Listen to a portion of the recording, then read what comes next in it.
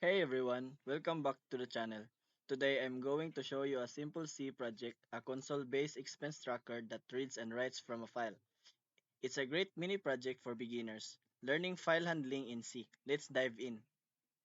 This program lets you do 5 main things.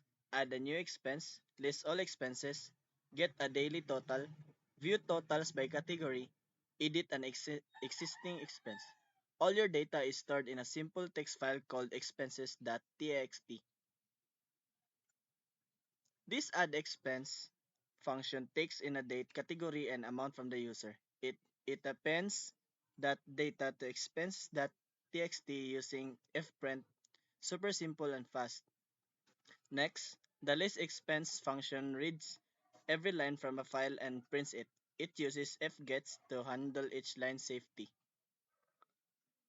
The daily total function calculates how much you spent on a specific day. It scans through the file, compares dates, and adds from the amount.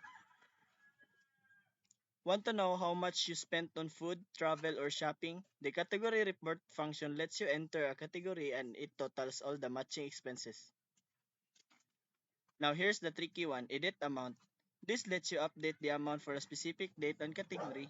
It reads through the file and uses fseek to go back and overwrite the existing amount. Keep in mind, they only work if the updated text length matches the original format. The main function is just a menu loop. You type a letter to pick a feature like A for add, L for list, and so on. It runs until you press Q to quit. This is a great project from learning file I/O, conditionals, and basic data management in C. So as you can see,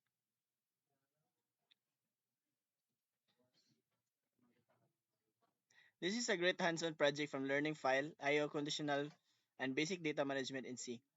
Want to take it further? Try adding user authentication, CSV export, or even GUI. If you found this helpful, don't forget to like and subscribe for more coding tutorials. See you on the next one.